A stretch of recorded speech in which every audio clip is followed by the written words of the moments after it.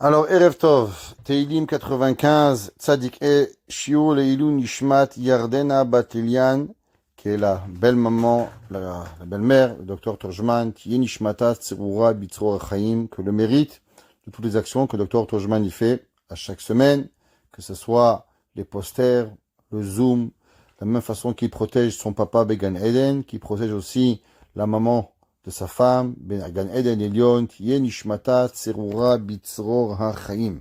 On aimerait commencer ce soir avec un petit Dvar Torah au nom du Rabbi de Kotsk. Alors, il s'appelle le Saraf de Kotsk. Le Saraf veut dire celui qui brûle, ou bien aussi le serpent. Parce que le serpent aussi brûle quelque part. Il était le Rav du Chidushé Harim, la Hassidoute polonaise a été en grande partie grâce au Rabbi Menachem Mendel de Kotsk. Rabbi Menachem Mendel de Kotsk qui disait toujours deux phrases que j'aimerais partager avec vous. La première, vous savez que tout le monde pose une question souvent, où est Dieu? Les gens demandent, où était Dieu pendant la Shoah? Où est Akadosh Baruch Hu? Et le Rabbi de Kotsk qui disait, et il dit toujours, qu'en vérité, Dieu se trouve à l'endroit où tu le laisses rentrer. J'ai raconté souvent cette phrase magique qui a été dite par une rescapée de la Shoah. On lui avait demandé, elle avait dit un jour, les gens demandaient où était Akadosh Baruch Hu pendant la Shoah. Alors elle avait dit, si on m'avait demandé la question, j'aurais dit que Akadosh Baruch Hu est dans mon cœur. Ça veut dire que Hachem il est de partout. Mais en vérité, si on le voit pas, c'est parce que nous, on l'a pas laissé voir. Il y en a qui le voient à l'hôpital, il y en a qui le voient quand ils accouchent, il y en a quand ils sont malades, il y en a quand ils sont à la veille de la mort, il y en a qui le voient à Akadosh Baruch Hu à chaque moment de leur vie. Alors il a dit le Rabbi de Kotsk, tu sais où il est Hachem? À l'endroit où toi, tu le laisses rentrer. Alors qu'Hachem il fasse d'abord que chacun de nous, il puisse voir Akadosh Baruch Hu à chaque moment de sa vie et que nous faisons une place à Dieu à chaque endroit où on veut le voir. La deuxième phrase que le Rabbi de Kotsk qu'il a dit, il y a une marquette dans la Gemara, dans Baba Metzia Chaf Aleph. La Gemara ramène marquette Abaye Verava, Yi'ush Shelo Midat. Ça veut dire Yi'ush Shelo Midat. Si quelqu'un il a perdu par exemple un stylo, et maintenant il ne sait pas qu'il a perdu, et moi j'ai trouvé ce stylo ou cet objet, tout dépend, c'est pas important, à savoir avant même que lui, il s'en est rendu compte. Mais moi je l'ai trouvé maintenant. Et maintenant lui il se rend compte, et maintenant il fait le désespoir, il fait ce qu'on appelle Yi'ush, il enlève de lui, il dit bah, Kaparata Vonot, j'ai perdu ce stylo-là. Mais maintenant moi je l'ai trouvé avant que lui, il sache même qu'il avait perdu.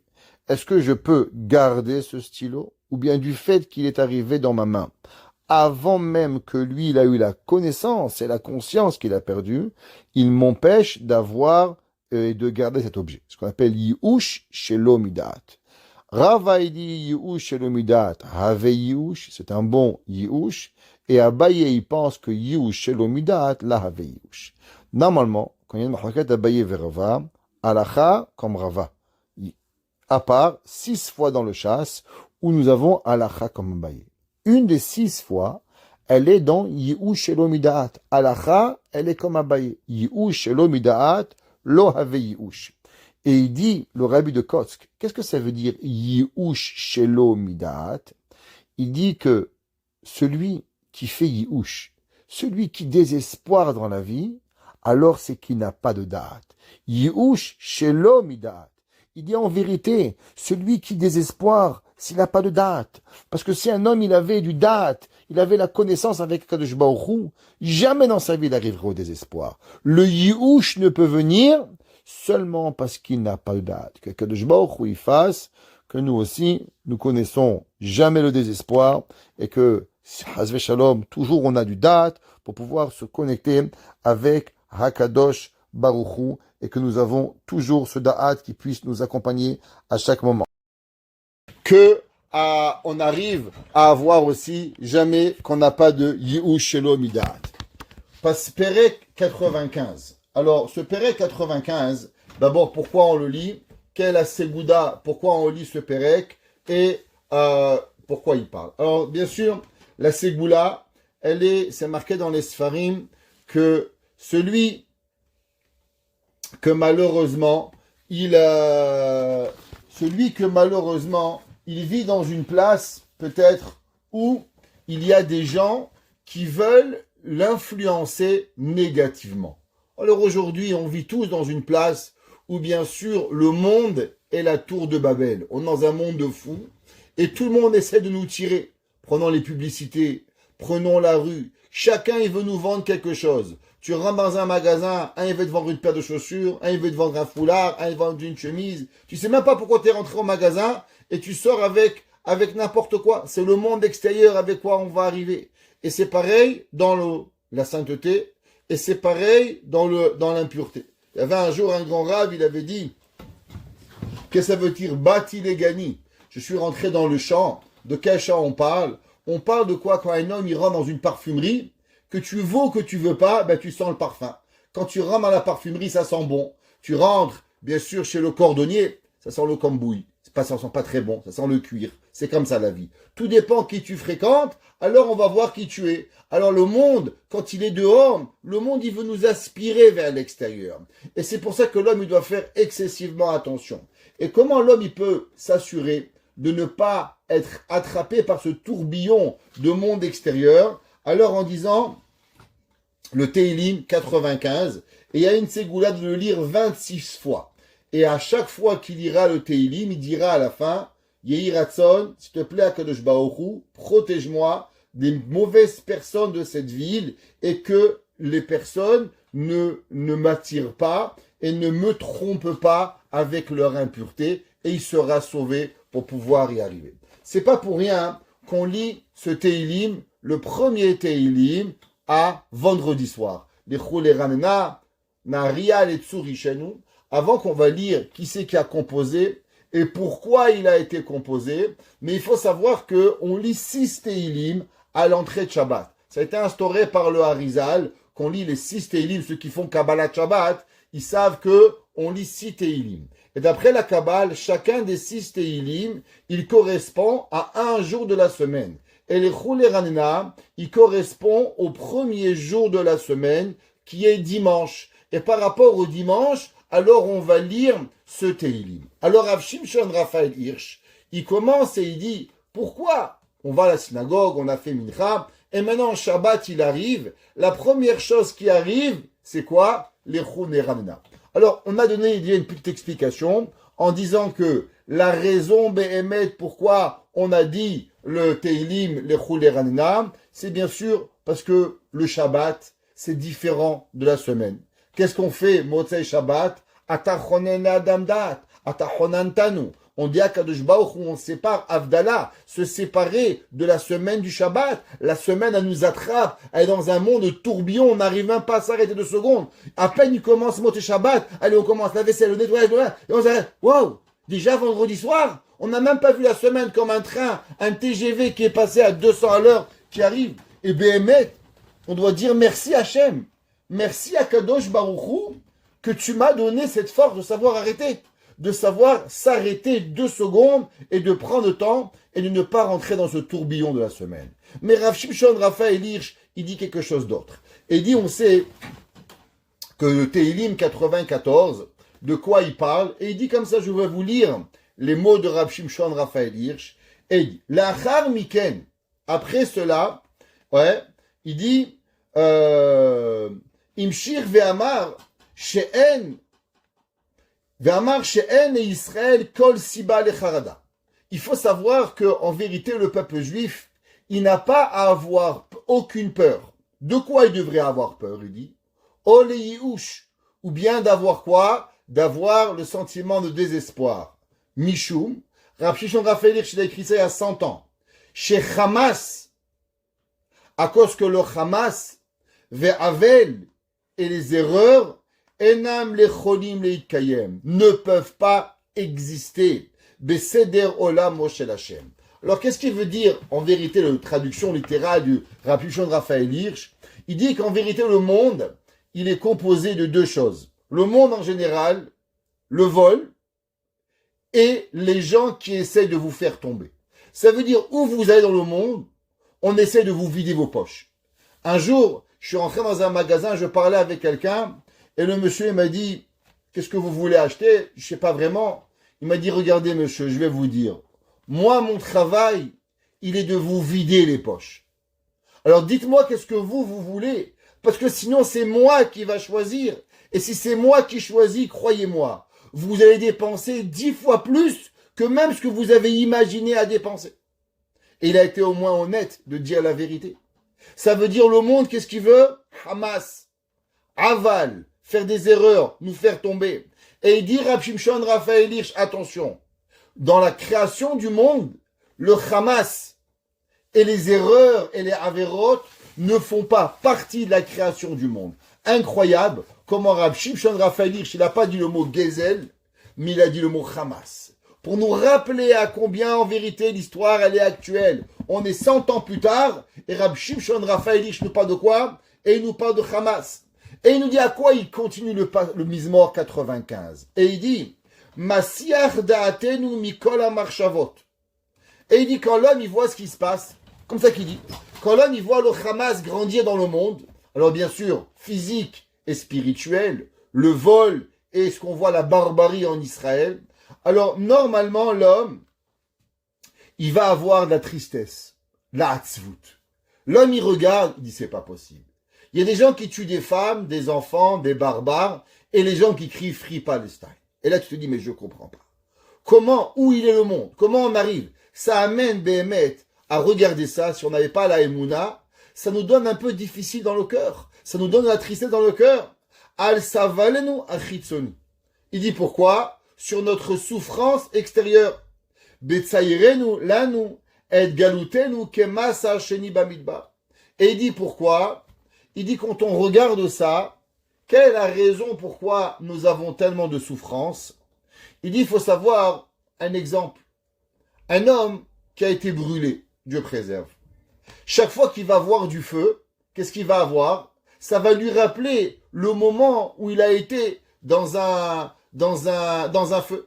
Un jour, j'ai été présent où un homme comment on appelle ça, dans une salle d'hôpital, il a commencé à crier. Et tout le monde sait qu'est-ce qui se passe, personne ne comprenait. En tout cas, après on s'occupait de lui, et dans la salle d'attente, ils avaient mis une musique. Rien de mal. Mais cette musique, elle rappelait à cette personne, il avait été un jour dans une chambre, où dans cette chambre, il y avait une bombe qui avait explosé, et au moment de la bombe qui avait explosé, il y avait cette musique qui jouait là. Et juste le fait d'écouter la musique lui avait donné un rappel à cette souffrance. Il est devenu fou. Un homme qui avait l'air totalement normal. Il dit Rab Shimshon Raphaël Hirsch, vous savez pourquoi le mal dans le peuple juif, quand on nous fait du mal, ça nous fait souffrir? Parce que c'est pas seulement la souffrance d'aujourd'hui. C'est la souffrance d'hier, la souffrance d'avant-hier, la souffrance avant-hier, et les 2000 ans d'histoire qui vont chercher notre âme pour pouvoir souffrir. Il y avait un jour un rab, il s'appelait Rabbi Yochanan. La Gemara dit que Rabbi Yochanan, j'ai déjà raconté cette histoire, qui est d'une souffrance terrible. L'histoire, elle est choquante. La Gemara dit que Rabbi Yochanan, vous savez, il a vécu 400 ans. Et Rabbi Yochanan, il allait à chaque famille qui avait perdu un défunt, Rabbi Yochanan, il allait donner ses condoléances.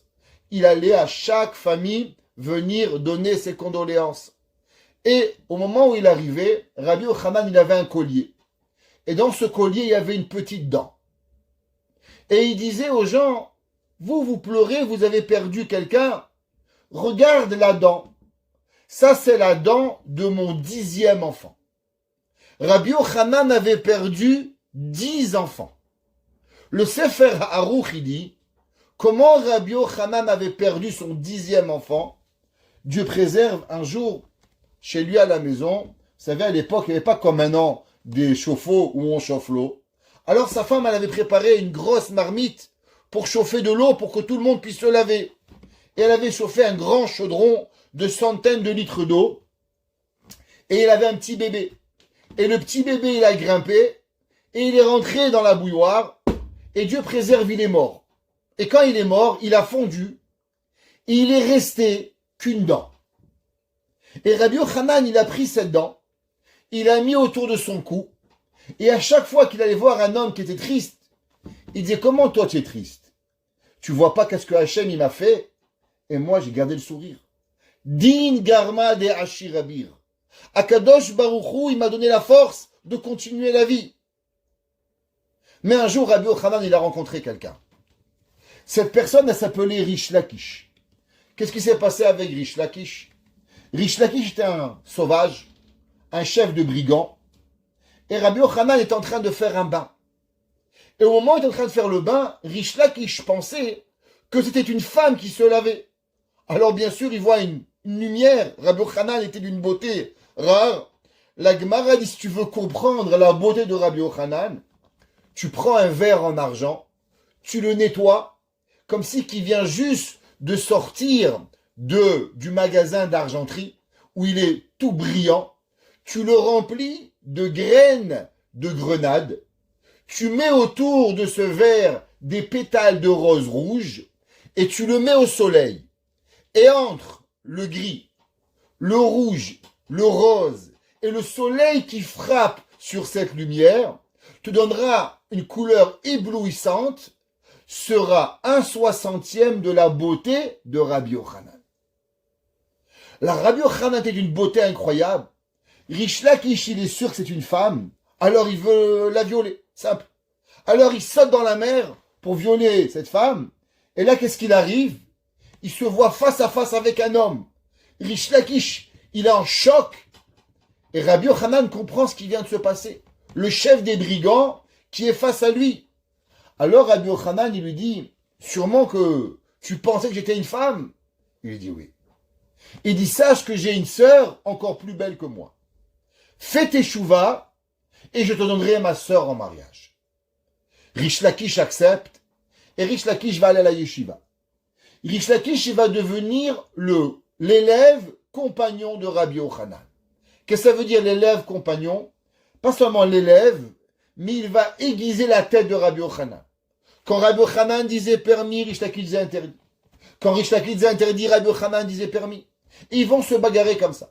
Jusqu'à un jour où il y avait une discussion, à savoir sur un couteau. Est-ce qu'un couteau est à or, un couteau est à mé? Et il y avait une discussion de Rabbi Yochanan et Rish Lakish. Rabbi Yochanan a dit tamé, Rish Lakish a dit taor, si je me rappelle bien la Gemara. Et là, Rabbi Yochanan, il dit, après tout, Rish Lakish, lui, connaît bien les couteaux. Parce que, entre lui et moi, c'est qui connaît mieux les couteaux? Lui ou moi? Qui était l'ancien brigand? C'est lui! Alors lui, il connaît mieux les couteaux que moi. Rish Lakish est vraiment profondément blessé par les paroles de Rabbi Yochanan. Entre quoi, tu me rappelles que j'étais un brigand? Alors il dit à Rabbi Yochanan, tu sais Rabbi Yochanan, je suis pas seulement un chef des brigands, mais je suis aussi un chef du Talmud. En un mot, j'ai plus besoin de toi. J'ai plus besoin de toi. Je suis assez grand moi-même dans la vie et je peux me débrouiller sans toi. Rabbi Yochanan est pris d'une peine terrible et Rabbi Yochanan va pleurer. Au moment où Rabbi Yochanan va pleurer, dans le ciel, on va décider que Rish Lakish est coupable de mort à cause qu'il a blessé son maître Rabbi Yochanan. Alors Rish Lakish va tomber malade. La sœur de Rabbi Yochanan, la femme de Rish Lakish, elle va voir son frère. Elle dit, Rabbi Yochanan, pardonne-lui. Ton élève, ton ami, mon mari, s'il te plaît, pardonne-lui. Non. Pardonne pour tes enfants. Mes enfants, des orphelins, je t'en supplie, pardonne-leur. Rabbi Yochanan, il dit, il m'a manqué de respect, il meurt. Et Rabbi Yochanan, il reste dur. Et Rish Lakish, il meurt. La Gemara, elle continue, elle dit que Rabbi Yochanan a commencé à perdre la tête. Rabbi Yochanan n'avait plus personne avec qui parler. Rabbi Yochanan, il a dit, Chavruta omituta. Un homme qui n'a pas de compagnon d'études, c'est la mort. Un homme, s'il a rien, alors c'est la mort. Alors on a trouvé d'autres rabbins pour discuter avec Rabbi Yochanan. Chaque fois que Rabbi Yochanan disait une halakha, alors on lui a amené 24 preuves, à savoir qu'il avait raison. Rabbi Yochanan, il a dit, est-ce que vous croyez que moi, j'ai besoin qu'on me dise que j'ai raison? J'ai besoin qu'on m'aiguise mon cerveau. Alors les rabbins, ils ont prié pour que Rabbi Yochanan y meure et Rabbi Yochanan il est mort. Le Rav Obadia Yosef, il a demandé une question incroyable. Il a dit, regardez, je comprends l'amour qu'il y avait entre Rabbi Yochanan et Rish Lakish. On a dit au début, combien d'enfants il a enterré Rabbi Yochanan 10 enfants. Quelque chose que l'esprit humain, il peut pas comprendre. Nous, Dieu préserve, ça nous arrive ça, on se jette par la fenêtre. On peut pas comprendre. C'est même pas humain, on n'arrive pas à comprendre. Un enfant, il se fait mal au doigt, il se casse un ongle, on pleure. Dieu préserve le reste. On ne veut même pas dire. Et on a raison. C'est comme ça qu'on doit être. Mais Rabbi Yochanan, non seulement il avait la force, mais Rabbi Yochanan, il allait consoler les gens. Demande au Rav Ovadia Yosef, comment c'est possible que Rabbi Yochanan n'a pas trouvé la force pour pouvoir se consoler de la mort de Rish Lakish? Pourtant, il avait perdu 10 enfants. Alors pourquoi il n'arrivait pas à trouver la force à la perte de Rish Lakish? Il a dit le Rav Ovadia Yosef, et c'est marqué aussi dans le Rav Chaim Shmulevitz, la même Yesod. Les deux, ils disent, il y a un verset en Tehillim qui dit, Loulé Toratecha Sha'ashwai, Azavaditi Beoni. David Amelech, il dit, si c'était pas à cause de ta Torah, j'aurais été perdu de tes souffrances. Il dit, qu'est-ce que ça veut dire? Il dit, Béhémet, vous croyez que Rabbi Yochanan était un robot? Rabbi Yochanan n'était pas un robot. Rabbi Yochanan était un humain. La Gemara a dit que Rabbi Yochanan, il n'a jamais dit le premier à dire bonjour aux gens, le premier à dire au revoir aux gens. Rabbi Yochanan, il a toujours respecté le monde. Rabbi Yochanan, il n'a jamais pensé la Torah où il ne devait pas la penser. Rabbi Yochanan, il était un homme 100% avec une logique incroyable. Alors comment il arrive à surmonter la douleur? Il arrive à surmonter la douleur parce que Rabbi Yochanan, il a la Torah. Parce que Rabbi Yochanan, au Beth Midrash, il a un compagnon d'études. Alors il a une douleur terrible. Mais après cette douleur, qu'est-ce qu'il a? Il a la Torah, que la Torah est capable de lui faire passer la pilule. Mais le jour où il est mort, Rish Lakish, vous savez quelle douleur elle est venue à Rabbi Yochanan? Pas la douleur que Rish Lakish, elle est morte. Les douleurs de ses 10 enfants ont rattrapé Rabbi Yochanan. Et Rabbi Yochanan, il est mort de peine. Quand on fait mal au peuple juif, vous savez qu'est-ce qui nous fait mal? C'est pas l'histoire d'aujourd'hui. C'est l'histoire de 2000 ans. Quand le 7 octobre, ils sont venus, ils ont tué des enfants, violé des femmes, massacré des vieillards. C'est pas le 7 octobre que nous on pleure. Nous on pleure pour les millions de morts des millénaires passés. Il dit Rab Shimshon Raphaël Hirsch, le peuple juif, quand on a la douleur, on n'a pas une douleur physique par rapport à maintenant. On se commémore l'histoire du peuple juif et on voit que l'histoire, elle se fait que se répéter. Et encore une fois, et encore une fois, et encore une fois. Comme cette chanson dans la salle d'attente du médecin, que dès que la personne, elle a entendu, elle a explosé. Pourquoi? Le traumatisme de la chanson. Il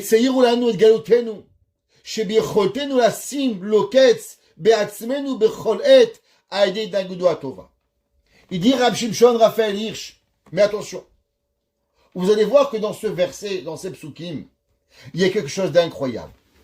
Pourquoi on commence avec les roulés ranena?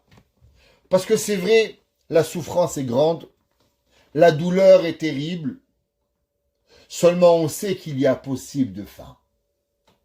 Ça veut dire, vous savez comment le désespoir il arrive?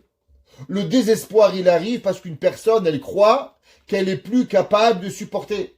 Elle croit qu'il n'y a plus rien à faire. Mais nous, on sait qu'il y a oui quelque chose à faire. Qu'est-ce qu'il y a à faire? Le Tehillim 95, il est le Tehillim de la Géoula.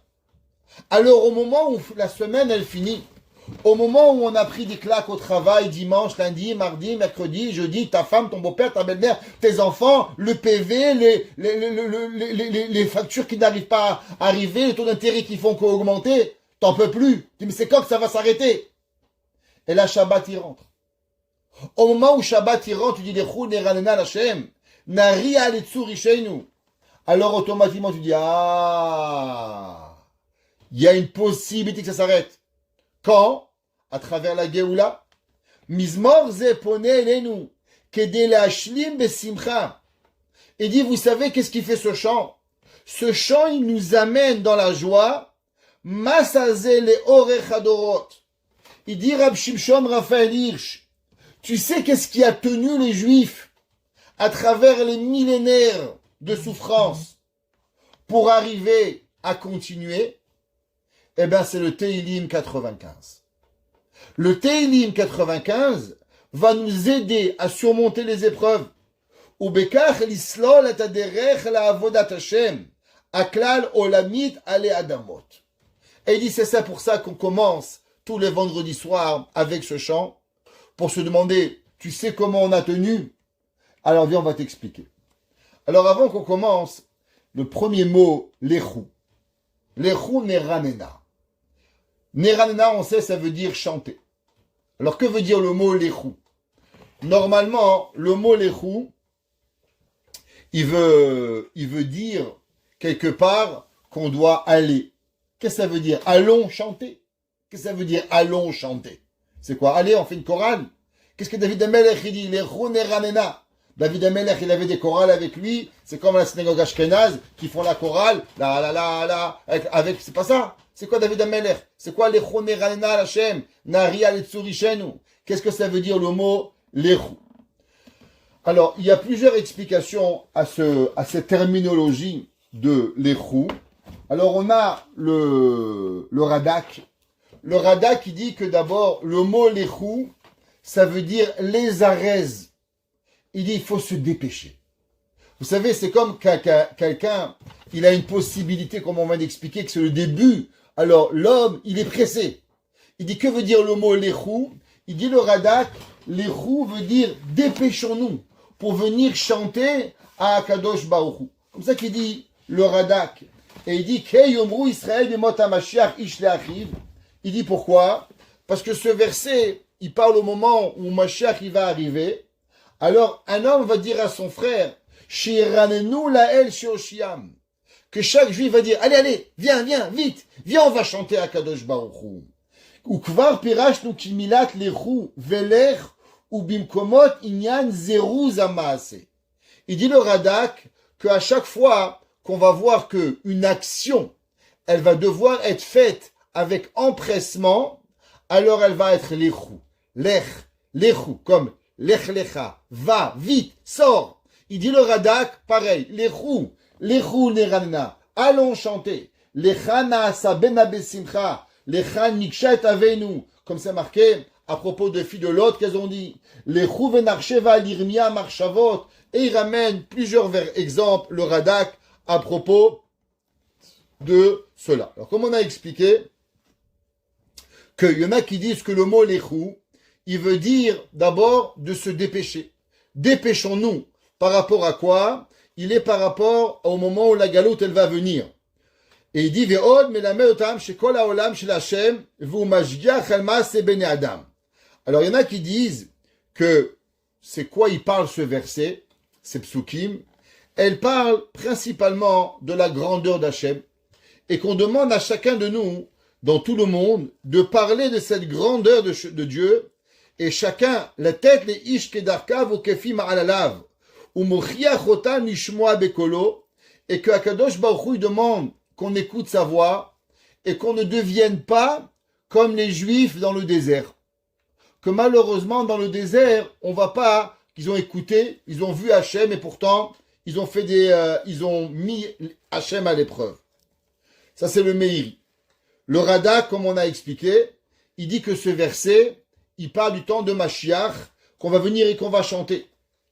Le Rabbi Moshe David Wali, il dit qu'en vérité, que ce verset, elle n'est pas pour le temps de Mashiach, mais elle est une remontrance à travers toutes les générations, que le peuple juif ne devienne pas malheureusement comme les juifs dans le désert, et que la galoute s'étire, mais à l'inverse, qu'on se dépêche pour que Akadosh Baruch Hu, il nous amène à Géoula le plus rapidement possible. Il y a une autre explication, à savoir qu'est-ce que ça veut dire le mot l'echou. Il dit, le Rav Edelstein, que le mot l'echou veut pas dire allons-y, veut pas dire de se dépêcher, mais veut dire de se préparer.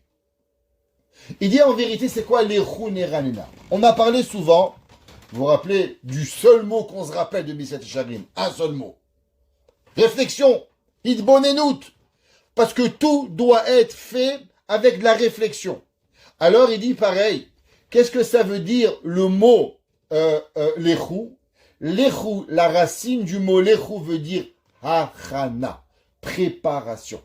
Dans les livres chassidim, il est écrit, et si vous vous rappelez dans le Ramchal, peut-être une deuxième chose, je suis sûr qu'on n'a pas appris grand-chose, mais on a appris quelques affaires. Le Ramchal, il avait dit, quelle est la solution à ne jamais fauter? Analyser les risques. Chaque chose qui vient chez nous, chaque mitzvah, chaque difficulté, chaque réflexion, chaque action nouvelle, calculer le risque. Je vais aller dehors, quel va être mon Yetzerara avant, mon Yetzerara pendant, mon Yetzerara après. Ce qu'on avait appris qui s'appelle Taharat Alev. Taharat Alev, ça veut dire d'avoir une action qui est pure à toutes ces actions, avant, pendant et après. Vous vous rappelez, Ashkivenu, Milefaneinu ou Meachoreinu, avant et après. Toujours ce même principe. Alors pour pouvoir y arriver, toujours il faut de la réflexion. S'il n'y a pas de Hachana, dans les Sifrei Chassidim, et principalement dans les descendants chassidiques polonais, ce qu'on appelle la chassidoute de Bialé, la chassidoute de Pchisra, et j'en passe, chez eux, tout leur service divin était basé sur la achana des mitzvot, la préparation d'une mitzvah. Un homme ne peut pas arriver à la synagogue et prier. Un homme, il vient, il doit étudier, aller au mikvé, réfléchir. On avait même parlé une fois de prier pour prier. Préparation à la tefila. L'homme doit toujours être dans cette hachana, préparation. On ne peut pas arriver. Voilà, monsieur rabbin, un petit var.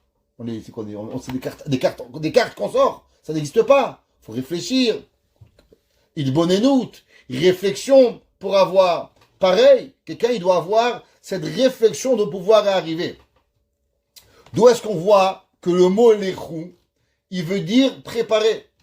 Il dit le Rav Edelstein, on a vu à travers Yosef Hatzadik, c'est marqué que les frères, ils ont dit lechou venahargenu.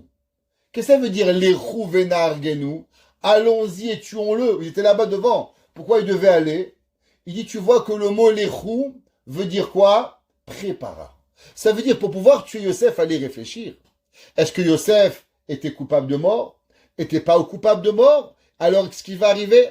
Ça veut dire qu'en vérité, tout le monde, il doit venir et il doit réfléchir. Encore une fois, on va voir que le mot aller veut pas toujours dire aller, mais veut dire aussi des fois réfléchir. Une deuxième preuve, on voit ça, Dora Palaga. C'est quoi Dora Palaga? La tour de Babel. La tour de Babel qui s'est écrit Hava Nivne Lanu. Allons-y. C'est quoi allons-y? Où on va aller? Ils sont pas partis, ils ont construit la tour à l'endroit où ils habitaient, dans la plaine. Alors qu'est-ce que ça veut dire? Hava, allons, Nivne Lanuir, dit Rav Yaakov Edelstein, encore une fois, Hava veut pas dire aller. Hava veut dire réfléchir. Préparation. Ça veut dire que la même façon qu'un homme, il veut manger, faut qu'il va au magasin pour aller acheter quelque chose, donc faut qu'il fasse une action de préparation. Pareil, chaque action, le fait de se préparer à l'action, c'est comme aller dans ses pensées pour pouvoir y arriver. Et il dit, qu'est-ce que ça veut dire Neranena? La personne, elle doit chanter à Kadosh Baruch Hu. Truot, elle va chanter du chauffard, des trompettes, avec tout ce qui arrive. Les tsur ishenu. Qu'est-ce que ça veut dire les tsur ishenu? Alors le mot tsur veut dire en hébreu le rocher. Qu'est-ce que ça veut dire le rocher? Mon rocher veut dire Akadosh Baruch Hu. Une roche, quelque chose qui bouge pas. Yishenu qui m'a sauvé. Alors mon rocher sauveur, ça représente qui? Bien sûr, ça représente Akadosh Baruch Hu, qui nous a sauvés et qui nous a enlevés de l'exil. Alors, c'est-à-dire Neranena Venaria. On va chanter, on a dit le pasuk Neranena Naria. Quelle différence elle a à faire? Alors, principalement, Akadosh Baruch Hu, il va détruire les mécréants. Et pourquoi on doit chanter? Vous savez, j'ai réfléchi. On voit que David Ameller, souvent, quand il prie pour que les mécréants tombent, et il chante et il est heureux. A priori, il y a une contradiction. Quelle est la contradiction? La contradiction, c'est marqué dans les psukim, ou bin pol oivecha altismach. Et quand tes ennemis vont tomber, ne te réjouis pas. Alors si l'homme, il n'a pas le droit de se réjouir quand ses ennemis sont tombés, alors nos ennemis, pourquoi quand Mashiach il va venir, on va être tellement content qu'ils ont pris des claques? C'est quoi la raison? C'est quoi la raison que David Amelech, à chaque fois il demandait à Hachem, s'il te plaît, Akadosh Baruch Hu, fais tomber mes ennemis et je vais te chanter? C'est quoi cette volonté d'être heureux à la punition des ennemis? C'est quoi? Bon, des humains comme nous, petits, infiniment bêtes, on pourrait comprendre. David Amelech, Melech Israël, roi d'Israël, prophète, Avbedin. Quelle est la raison à cela? Alors je me suis rappelé un enseignement du Chovot HaLevavot. Vous vous rappelez, le Chovot HaLevavot, il a donné une question. Et il avait dit, quelle est la base que beaucoup de gens délaissent la Torah? Tout le monde connaît la Torah. Et malheureusement, énormément de monde, ils ont des questions et ils quittent Akadosh Baruch Hu. Le Chovot HaLevavot, il dit une question. Rappelez-vous ça. Une seule question. Pourquoi les gens lâchent la Torah? Chovot HaLevavot, il dit Tzadik veralo, Racha vetovlo. Il dit, qu'est-ce que ça veut dire le monde? Le monde, il est basé sur un principe de libre arbitre. C'est quoi libre arbitre? Ça veut dire que l'homme, il doit faire son choix. C'est pas seulement que tu as des choix. Seulement Akadosh Baruch Hu, il a créé le monde de façon à ce que tu vas avoir de véritables choix à faire. C'est pas que tu peux choisir entre mettre la main dans le feu et mettre la main dans la glaçon. Non, c'est pas un choix, ça. C'est une bêtise de mettre la main dans le feu. Ça, c'est pas une réflexion.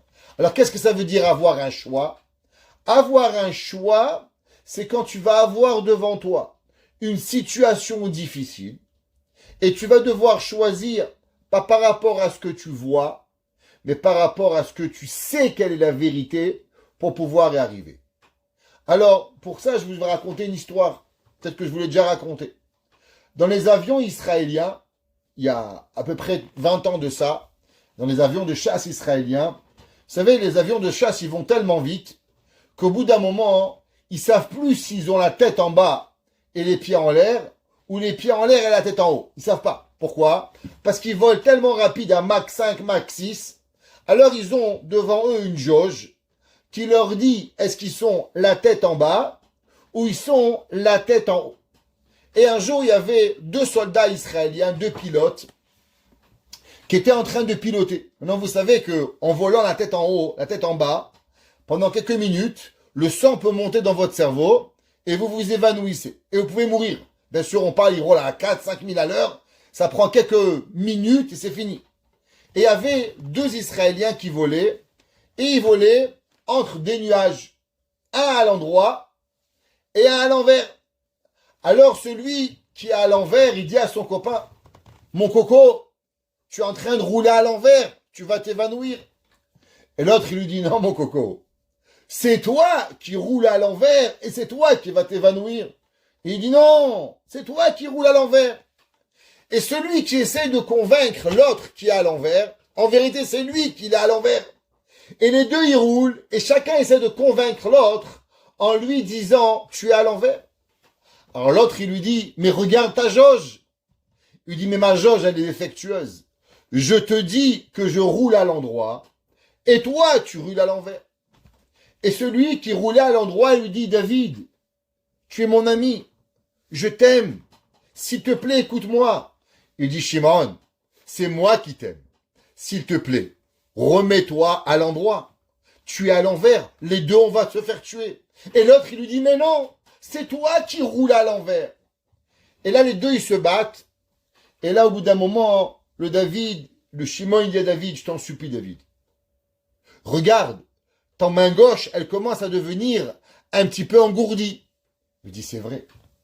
Et tu vois pas que ton pied, regarde les doigts de tes pieds, tu commences à avoir des fourmis. Il dit, c'est vrai. Il dit, juste pour l'amour pour moi. Tourne pendant 1 minute. Et tu vas voir que tu vas recommencer à avoir la sensation de tes pieds. Et le soldat, il l'a fait. Quand il est arrivé sur la base, il a dit qu'il n'a jamais eu une décision plus difficile à faire dans sa vie, de faire quelque chose à l'inverse qu'il pensait qu'il avait raison. Pour lui, il était sûr que son ami, il avait tort, et que lui, il avait raison. Et que mettre le volant à l'inverse, en pensant qu'il était en train de risquer sa vie, juste parce que son ami, il avait confiance en son ami, a été la décision la plus difficile à faire. Depuis ce jour-là, les avions israéliens ont 2 jauges. Comme ça, même s'il y en a une qui tombe en panne, de dire que les 2 vont tomber en panne, c'est impossible.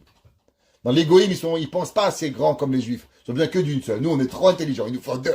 À 2 qu'on dit qu'on a raison. En tout cas, il en reste que quoi? Que faire l'inverse de ce que tu vois et de ce que tu sens par rapport à la Emouna, il a dit ce soldat, c'est quelque chose que vous comprenez pas. Ça veut dire vous êtes sûr que vous avez raison et pourtant vous avez tort. Rabbi Yaakov Kaminetsky, Rabbi Yaakov Galinsky, il donne une raison. Une chose simple dans la vie. Peut-être que je vous l'ai déjà dit. Il dit Rabbi Yaakov Galinsky, vous savez, c'est marqué, la Torah dit l'otasur, Asher yagidulecha yamin usmol. L'âme, il ne doit pas se détourner de ce que Chachamim ils disent. Droite, gauche, gauche, droite. Et même si on te dit que la droite c'est la gauche et la gauche c'est la droite, tu dois écouter les rabbins. Il dit Rabbi Yaakov Kaminetsky, quand tu connais un rabbin qui va te dire que la droite c'est la gauche c'est la droite, c'est la Torah elle est folle ou quoi? Va dans la rue. Un jour, mon oncle qui m'a raconté qu'à la guerre d'Algérie, il y avait les Algériens, mskinim, ils ne connaissaient pas trop la droite et la gauche, alors on l'apprenait. Droite, gauche, droite, gauche. Et mon oncle, il devait leur apprendre la droite et la gauche. Alors un jour, il leur a appris, ça c'est la droite, ça c'est la gauche, ça c'est la droite, ça c'est la gauche. Après, il a mélangé la maladie maintenant. Il dit, si plus mieux, c'était tout mélangé. Ok? Alors, la vie, qu'est-ce que ça veut dire que la droite et la gauche? Il a dit Rabbi Yaakov Kalensky, écoutez ça. Vous savez, quand on fait la Kedusha, alors on dit Vekarazé, Elzé, Ve'amar. Par quel côté on commence? Par quel côté on commence Vekarazé, Elzé? Est-ce qu'on commence à droite ou est-ce qu'on commence à gauche? Là, la elle est qu'on commence à gauche, après à droite et après devant. Pourquoi on commence à gauche d'abord? Parce que nous, on prie vers l'est. Kaviachol imagé, Dieu il est face à nous. Donc Dieu il est là et moi je suis là. Si moi je vais aller à droite, donc je vais aller à la gauche de Dieu. Donc je dois commencer par la gauche, Vekarazé, Elzé, Ve'amar. Donc gauche, droite, face, qui est en vérité la droite d'Hachem, la gauche d'Hachem, et après on arrive. Maintenant, il y a une autre fois dans la Tefila où on doit aussi faire droite et gauche. C'est à quel moment? Vendredi soir. Vendredi soir dans les Chadodi, on dit Boïkala, Boïkala. Et là, vous voyez à la synagogue, c'est le chaos total. Un, il commence par la gauche, un, il commence à la droite, et plus personne ne sait quoi faire. Et mais qu'est-ce qui se passe? Pourquoi les Khouné Ranena, tout le monde fait gauche, droite, dans Kedusha, gauche, droite, devant, tout le monde est d'accord d'y arriver. Ouais. Et pourtant, quand on arrive à Boïkala, le chaos total. Il dit en vérité parce que les gens ne comprennent pas. Maintenant, imaginez-vous, dans Boïkala, qu'est-ce qu'on fait? On se tourne, et maintenant on est Kaviachol comme Dieu, la même position. Donc Boïkala à droite, après à gauche, et après en face. Je suis la même position d'Akadosh Baruch Hu. Donc c'est droite, gauche, face. C'est pour ça que j'ai pas besoin de faire gauche-droite, je fais droite-gauche. Alors il dit Rabbi Yaakov Kaminetsky, regarde, quand Chachamim te disent de faire gauche-droite, droite-gauche, il y a une raison derrière. Quelle est la raison? Parce que tu dois comprendre, quand tu te tournes d'un côté, tu as perdu la main droite et la main gauche, tu sais plus quoi faire. Et pourtant l'homme, il doit savoir que quelque part, il y a une raison pour pouvoir arriver à faire ce qu'Hachem il veut de toi. Derrière chaque chose, qu'est-ce qu'il y a? Il arrive une chose que l'homme, il doit faire avec Akadosh Baruch Hu, qu'il arrive. Pareil. Vous savez quelle est la chose la plus difficile dans le monde? C'est quand on voit les mécréants les voyous, les bandits graniers. Vous savez, ils ont rencontré des enfants, des bons enfants, qui avaient des bonnes têtes d'études de la Torah, et qui ont lâché la Torah. Alors ils l'auront rattrapé. Mais qu'est-ce qui se passe? Bien, mon fils, dis-moi pourquoi tu as lâché la Torah. Tu étais à la yeshiva, tu étudiais, tu réussissais dans les études. Pourquoi un jour t'as quitté? Alors Bar Minan, certains ils ont dit, on s'est fait abuser sexuellement. D'autres ils ont dit, autre raison. La deuxième raison, vous savez, c'était pourquoi? Écoutez bien. Ils ont dit, vous savez, nous on était à la yeshiva, on a étudié, on était sérieux. Il n'y avait jamais un gars, il est venu nous voir, nous dire bravo, t'étudies bien. Mais il y avait toujours un clown parmi nous, que lui, il n'étudiait pas. Et lui, il est parti travailler. Il est parti faire de l'argent. Et quand il a fait de l'argent, qu'est-ce qui s'est passé l'année d'après? Ils l'ont nommé président de la soirée. Quoi? Moi, je suis au collège, ça fait 20 ans. Ça fait 20 ans que je mets de la colle sur mes fesses pour étudier la Torah. Il n'y a jamais un gars, à vrai collègue, qui était président. Qui en a mis président? Le gars qui sait ni étudier, ni traduire, ni rien faire. Il est le bon à rien de la classe. Mais pour faire de l'argent, on le nomme président de la yeshiva. Il dit, expliquez-moi comment ça marche. Ils ont dit, les enfants, une des raisons pourquoi on a quitté la Torah, c'est à cause qu'on a vu que les gens qui n'étudiaient pas, ils avaient plus d'honneur que les gens qui étudiaient. David Amelech, il dit à Kadosh Baruch Hu, tu sais quoi? Qu'est-ce qui va finir Mashiach? Qu'est-ce qu'il va faire Mashiach? Vous savez qu'est-ce qu'il va faire Mashiach? Mashiach va faire une seule chose. Remettre les pendules à l'heure. Qu'est-ce qui est met et qu'est-ce qui est sheker? Qu'est-ce qui est droit et qu'est-ce qui est mensonger? David Amelech, il dit, pourquoi Hachem il doit faire payer les Rechaïm? Pourquoi toi tu es le bon Dieu? Toi tu dois savoir qui est bien ou qu'est-ce qui est mal. Mais vous savez qu'est-ce qu'il y a de difficulté dans le monde? La plus grande difficulté à nos enfants ou aux gens qui sont instables. Parce que beaucoup de monde se demande, elle est où la vérité?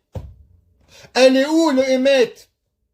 Alors comme ils ne savent pas où il est le Hémet, alors automatiquement, ils sont paumés. Et comme ils sont paumés, ils ne savent pas où aller. Vous savez, je vais vous dire un petit chidouche. Tous les jours, vous faites Kiryat Shema, j'espère. Et on dit Shema Israël. On a déjà expliqué que veut dire le mot Shema Israël. Shema ne veut pas dire écouter, veut dire reçois et comprends Israël. Hachem, ton Dieu, Arahamim, Ayahoveveye, qui était, qui est, qui sera. Elokeinu, qui représente la Milatadin. Hachem, Ayahoveveye, Echad. Il est unique. Et après, on fait tout le Kiryat Shema. Et dans le Kiryat Shema, il y a combien? Combien de mots il y a dans le Kiryat Shema? 245 mots. Alors, il manquait 3 mots. Comme il manquait 3 mots dans Kiryat Shema, alors on a rajouté quel mot? Hachem, Elohechem, Emet. Un verset. Hachem, Elohechem, Emet. Chamim, attends, viens, on va répéter. Il te manquait 3 mots.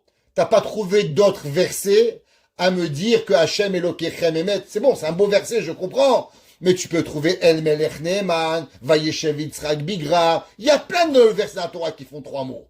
Pourquoi tu es parti chercher seulement le verset Hachem, Elohechem, Emet pour terminer le Kiryat Shema? Pourquoi? Eh bien, je vous dis la réponse ce soir. La réponse, cette semaine, j'ai cogité à cette question et je suis arrivé à une réponse que je voudrais vous partager.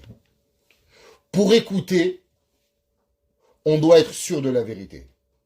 Ça veut dire quand il y a un gars, il parle, si le gars, la personne qui est face à vous, vous lui faites pas confiance, il pourra même vous donner les 6 chiffres du 649, vous n'allez pas écouter. Vous savez pourquoi? Parce que vous lui faites pas confiance. Pour tendre l'oreille à quelqu'un, pour tendre l'oreille, il faut que l'interlocuteur face à vous, il a de la vérité. C'est du émet.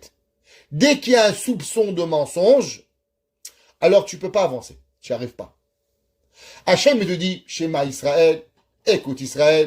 Attends, le bon Dieu, tu es qui? T'es qui le bon Dieu? Pourquoi tu veux que je t'écoute? Pourquoi tu veux que je t'écoute? On finit Kiryat Shema, Hachem Elohechem Emet. Tu sais pourquoi le dernier mot de Shema c'est Emet? Pour te dire, puisque c'est Emet, alors tu peux faire Shema. Parce qu'en vérité, si te manque le Emet, t'arrives pas à écouter Shema. Shema, ça rentre pas dans la tête. Ça va pas t'entrer dans ta tête. Pour que ça rentre dans la tête le Shema, il faut que tu as quoi? Que tu as le Emet qui va venir en toi. Et c'est pour ça que David Amelech y prie que le mal il disparaît du monde. Pas parce que David Amelech est le bon Dieu. On connaît pas les gens bien. On connaît pas les gens mal. Mais quand on voit le mal qui gagne, alors automatiquement, on a des questions. Et on se dit, mais peut-être que c'est ça qu'il fallait faire. Peut-être qu'il fallait que je mente. Peut-être qu'il fallait que je triche. Peut-être qu'il fallait que je vole. Peut-être qu'il fallait que je fasse comme ma copine, elle a menti. Elle s'est retrouvée avec un bon mari et des bons enfants. Et moi, j'ai été honnête et j'ai pris une claque. Et le gars en face, il a pris la PSU du gouvernement. Il a volé tout le monde. Il a fermé la compagnie. Il s'est engagé 150 000 $. Peut-être que j'aurais dû faire comme lui. T'as raison, peut-être. Mais lui, le matin, il peut pas se voir au miroir. Parce que lui, quand il se voit, il voit un hypocrite. Il voit un menteur. Il voit un bandit. Toi, tu te vois, tu fais ton brochine, t'es content. Voilà, Hachem, je suis bien. Je suis bien comme je suis. Hachem Elokechem Emet. David Amelech, il dit, vous savez qu'est-ce qu'on va dire Hachem?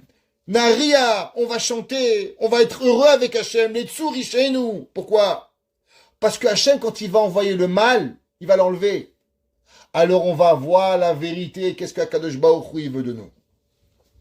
Le Radak, qui dit que ce verset, il parle de Mashiach. Mais sur ça, il y a une grande question à propos, est-ce que c'est vrai que ça parle de Mashiach? Pourquoi il y a une grande question? Les Mefarshim, ils disent à cause du verset 8. Parce que vous savez que quand Mashiach il va venir, alors automatiquement, il n'y aura plus d'Yetzerara.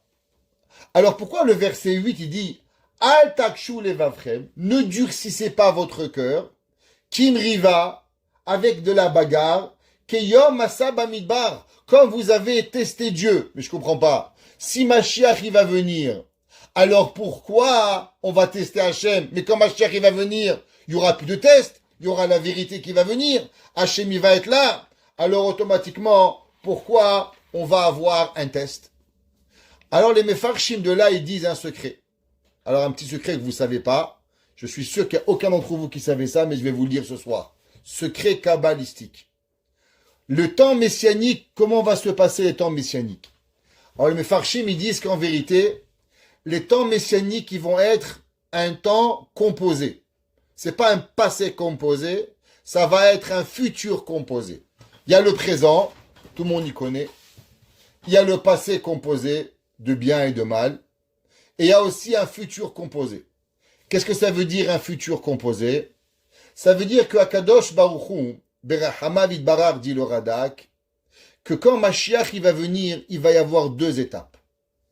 La première étape, elle va être que d'abord Akadosh Baruch Hu, il va enlever les ennemis. Akadosh Baruch Hu, il va donner à toutes, il va enlever toutes comment on appelle ça, les ennemis d'Israël. Mais même qu'il va enlever les ennemis d'Israël, il n'y aura pas encore le hit Galout Kevodo Idbarach. Il va y avoir, on va être à Yerushalayim. C'est même possible qu'on aura Mashiach d'après certains, mais il n'y aura pas encore le Yetzerara qui va nous être enlevé totalement. Et dans cette période d'adaptation, on va avoir quelque part une période où Hachem il va nous tester. Il va nous donner des nissim.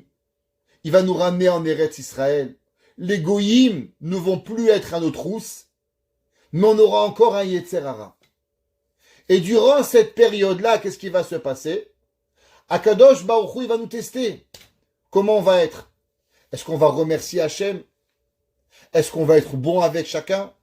Ou bien on va profiter pour faire encore plus de Averot, pour encore tester Akadosh Baruch Hu encore plus grand.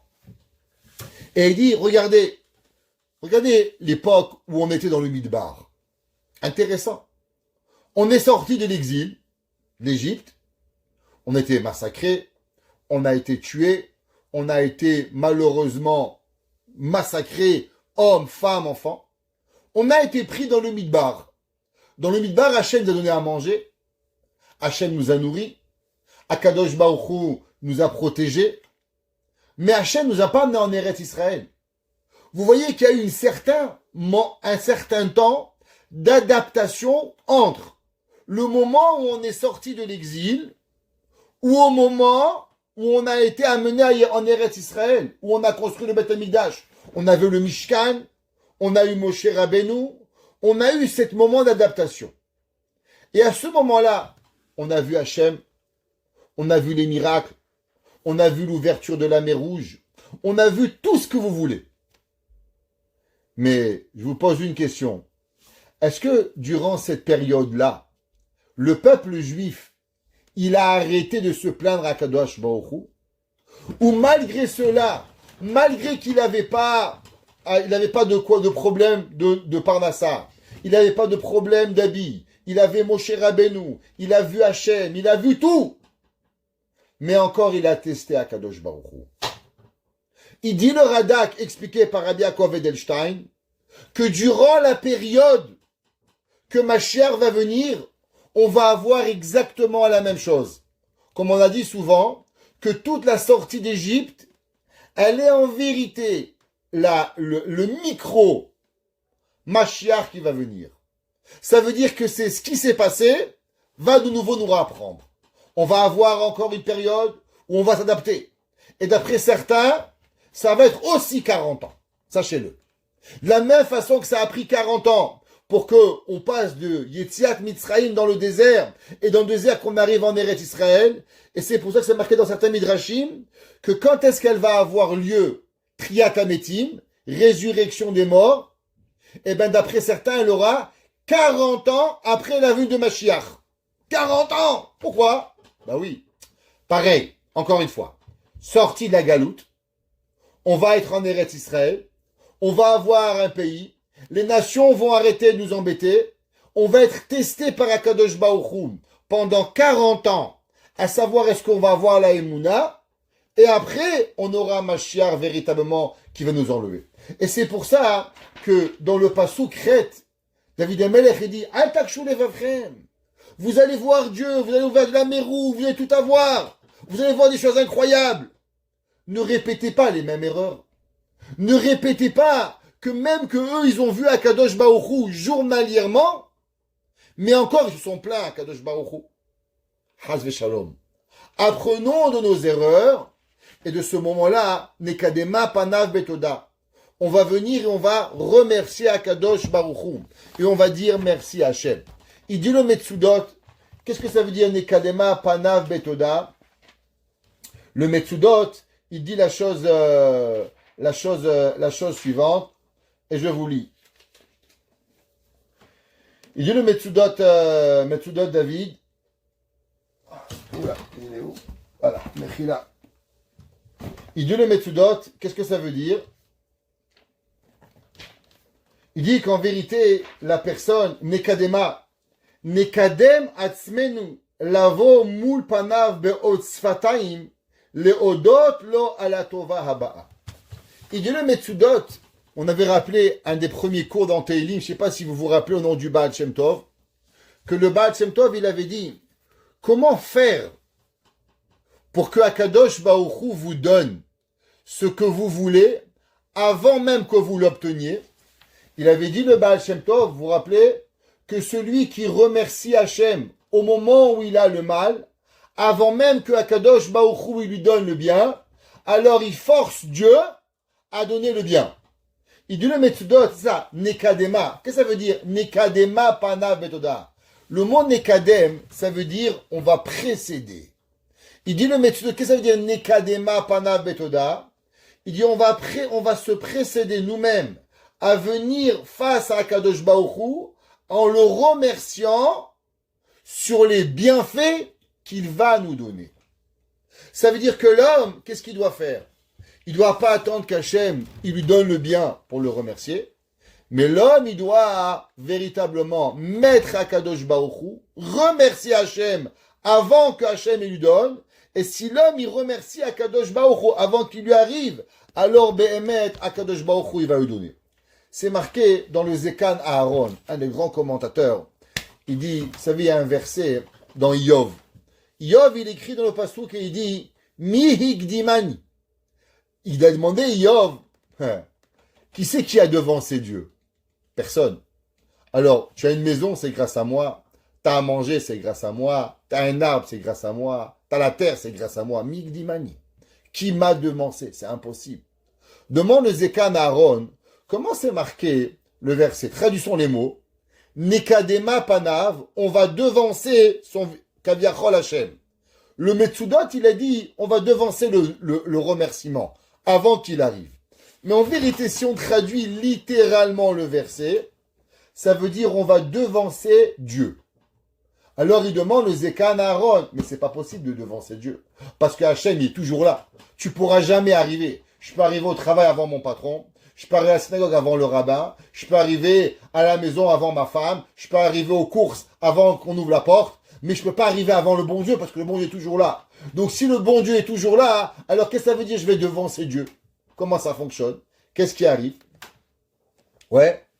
Alors il dit, V'yesh lomar, Shema l'elamed la adam dat. Il dit en vérité, ça vient à l'homme pour lui apprendre la conscience. Shiftach bo itbarach beyehudim, sheafilu kodem shitkadmu, yagdim atoda, keu ikva ikaim. Comme on a dit. Qu'en vérité, ça vient pour nous dire que l'homme, il doit remercier Hachem avant tout. Kemo she'asa Avram Avinu Hashalom. Qu'est-ce qui s'est passé? Il doit, on apprend ça. Il regardait Avram Avinu. Dieu, il lui a dit, je vais donner la terre à tes enfants. Pas maintenant. Qu'est-ce que Avram, il a fait? Avram, il a amené un korban. Il dit un korban. Mais normalement, le korban, d'abord, tu me donnes la terre. Et après, je te donne un korban. Pas parce que tu parles, je vais donner. Non. Tu vois qu'Avram Avinu, dès qu'Hachem, il a une pensée pour lui, déjà, ça amène à Avram Avinu à le remercier.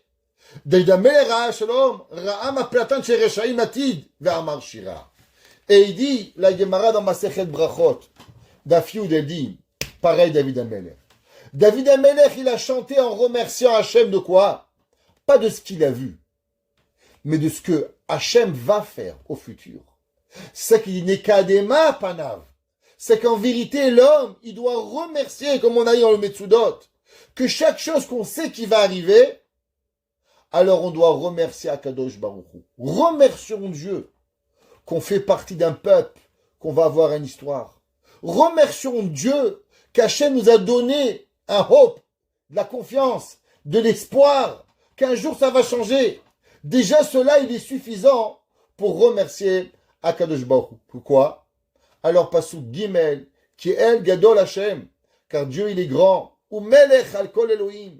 Akadosh Baruch Hu, il est plus grand de toutes les forces qui puissent exister. On n'a peur de rien. Akadosh Baruch Hu, il va pouvoir nous donner. Bet Hashem, la semaine prochaine, on continuera le Pérec 95 qu'on n'a pas terminé.